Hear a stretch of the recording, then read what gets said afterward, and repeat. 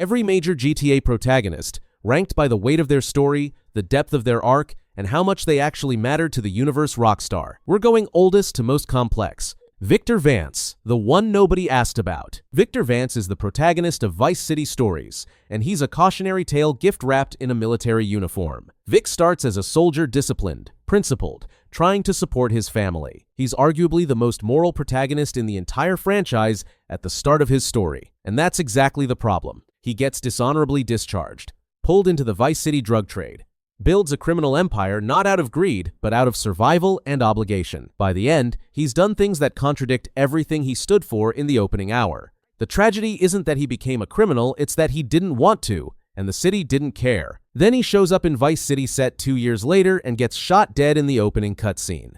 The empire he bled for?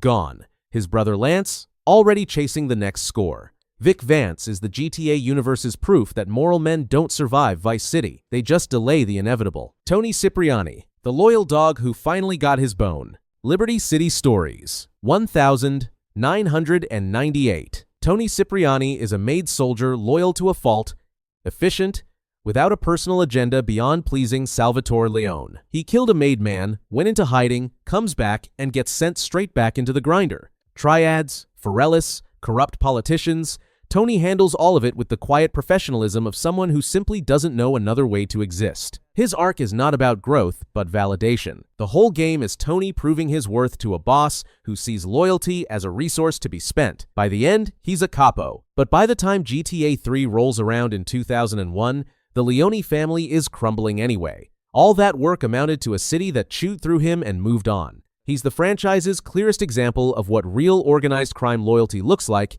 and how little it pays. Claude the Ghost, who started it all. GTA 3, 2001. Claude launched the 3D era of Grand Theft Auto and has 0 lines of dialogue. Betrayed by his girlfriend Catalina during a bank robbery, left for dead, and then spends the next 15 hours methodically dismantling every criminal structure in Liberty City, the Mafia, the Triads, the Yardies, while working for all of them simultaneously. The silence isn't a weakness. Claude is the blank slate. He has a mission revenge and executes it without a word wasted. His cross-game connection is one of the franchise's best-kept secrets.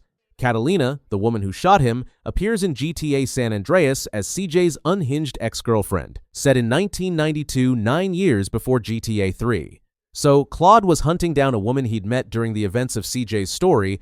The GTA universe casually dropped a cross-game relationship involving a psychopath and 2 protagonists, and most players never traced it.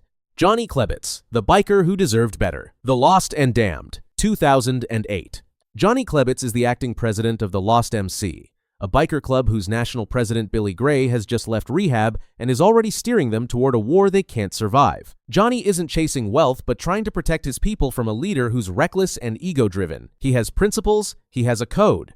The game rewards him by killing almost everyone around him. Then GTA 5 happens. Johnny shows up near Sandy Shores, strung out on meth.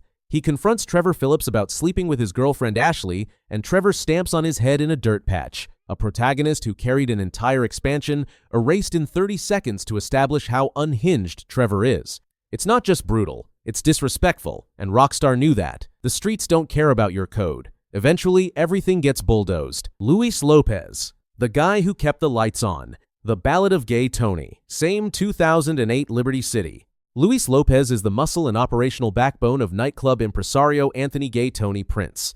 And unlike almost every other protagonist, Luis isn't driven by ambition. He's driven by obligation. He runs the clubs, handles the crises, fights the wars, all to keep Tony afloat, while Tony drowns in debt to the mob and various cartel figures. Luis's arc is a man who's better than his circumstances, choosing not to leave them. What sets Luis apart is that he hasn't detached from where he came from. Northwood, his mother, his boys. That groundedness makes him more relatable than almost anyone else in this franchise. He also sits at the center of GTA 4's most elegant structural trick. The Diamond Heist threads through all 3 GTA 4 era games. Nico, Johnny, and Luis each experience a different slice of the same chaotic event from 3 different angles. One MacGuffin, 3 storylines braided together. Luis's thread ends with him and Tony throwing the diamonds off a bridge and walking away clean. For Liberty City, that practically counts as a happy ending.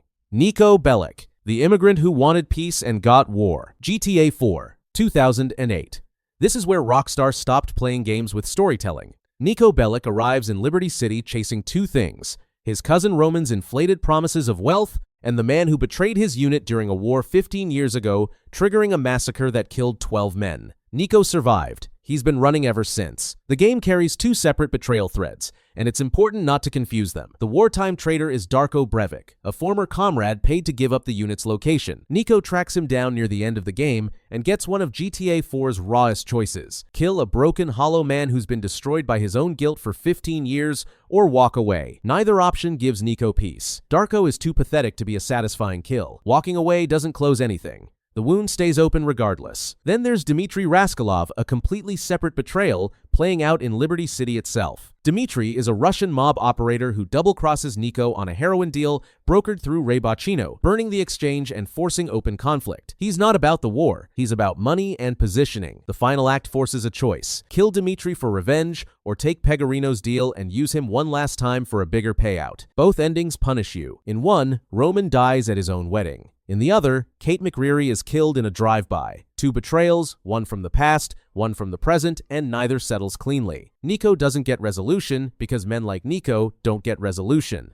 The damage is already done. You're just choosing the shape of the scar. CJ: The Return, The Empire, The Betrayal, GTA San Andreas. 1992. Carl Johnson comes back to Los Santos for his mother's funeral and immediately gets framed by corrupt cops and dumped back in Grove Street like he never left. CJ's arc is the broadest in the franchise gang politics, government conspiracy, casino heists, drug empires, and a Black Ops subplot involving a government agent named Mike Torino that drags CJ into a completely different level of criminal infrastructure. The scale is enormous, and it works because his personal stakes never disappear underneath it.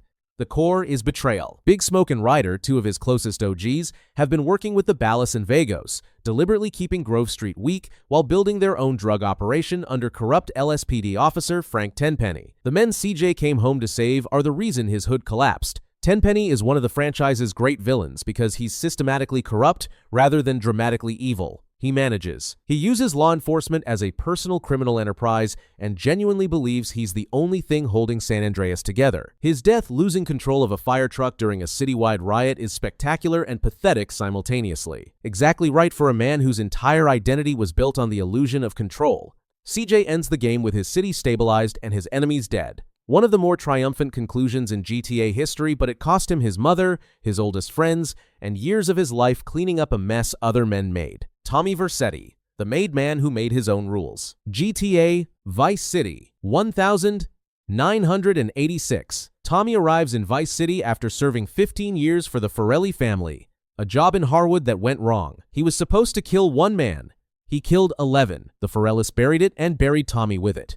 When he gets out, Sonny Forelli sends him to Vice City to oversee a drug deal, partly to put him to work, partly to keep him far away from Liberty City, where his reputation has become a problem. The deal gets ambushed immediately. Tommy spends the rest of the game rebuilding, and slowly realizing Sonny has been skimming his operations from the start. The whole Vice City setup was a leash, not an opportunity. Tommy kills Sonny in his own mansion, kills every Forelli in the building, takes the mansion, takes the city, answers to nobody. Most GTA protagonists are reactive, responding to betrayal, desperation, circumstance. Tommy is proactive. He walks in already dangerous, gets angrier, and leaves in complete control. The Forelli collapse he caused in 1986 rippled forward. By Liberty City Stories in 1998, the Forelli family is one of the weakened factions fighting for survival in their own city, partly because Tommy dismantled their leadership over a decade earlier. He started a collapse that kept collapsing long after he stopped caring. Franklin Clinton, the one who saw it clearly.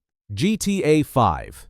2013. Franklin is the youngest protagonist in the HD universe, and the audience surrogate the perspective through which you understand Michael and Trevor, because Franklin is the only one of the three not consumed by his own damage. He starts in Strawberry, repo man for a corrupt car dealership, running with his friend Lamar in a family set going nowhere. Smart enough to know he's stagnating, skilled enough to be worth something to someone operating at a higher level. That someone ends up being Michael DeSanta after Franklin repos a car belonging to Michael's son, and the situation escalates into Michael driving it through a dealership window. The three-ending structure is where Franklin's character lands. He can be manipulated into killing Michael, he can be pushed into eliminating Trevor, or he can refuse both, call in every favor, and take on the FIB, Merryweather, and every criminal figure trying to play him to keep all three of them alive. Option C isn't just popular for the action, it's the one where Franklin refuses to be a tool. After watching Michael get managed by corrupt federal agents and Trevor get exploited by everyone who fears him,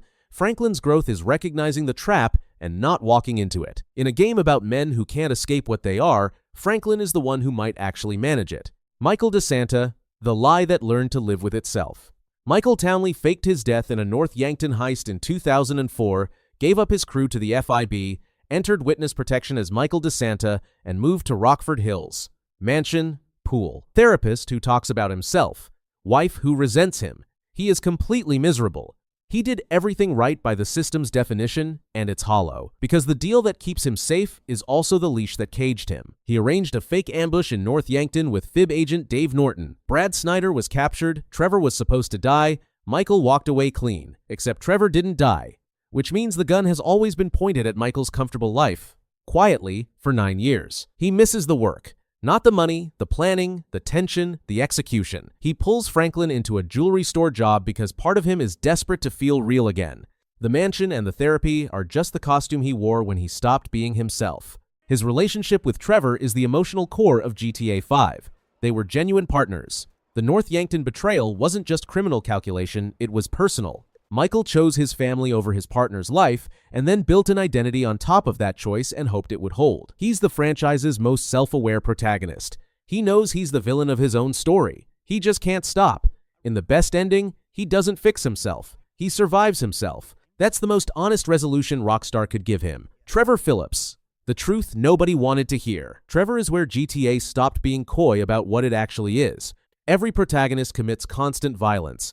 The games dress it up in mission structure and cool music and sandbox freedom. Trevor is Rockstar pulling the mask off the unfiltered articulation of what the player is actually doing, presented without softening, without the narrative justifications that make everyone else's violence feel acceptable. Washed out of the Air Force before completing training. Violent impulses he's never controlled. Tactical genius in situations that require force. Runs Trevor Phillips Industries meth and gun running out of Sandy Shores in Blaine County. His associates Ron and Wade are less partners than hostages who haven't worked up the nerve to leave. But here's what makes Trevor the most complex protagonist in the franchise. He operates without self-deception. He doesn't rationalize. He doesn't perform remorse. He doesn't feel. And the only loyalty he maintains irrationally, against all logic, is to Michael, the man who betrayed him, left him for dead. Trevor knows this, and stays loyal anyway, because Michael is the closest thing Trevor has ever had to someone who understood him. That's not weakness. It's the most human thing about him, buried under everything else. His arc isn't growth, it's revelation. Trevor forces the question every other protagonist lets you avoid. What actually separates the player from the character they're controlling? Every other protagonist gives you reasons. Trevor removes the reasons. He just does it the same way the player does, and the discomfort that creates is entirely intentional. Across every city, every era, every protagonist in this franchise, Trevor Phillips sits at the top. Not because he's likable, because he's the most honest thing the GTA universe ever produced, and the GTA universe has never been comfortable with the truth.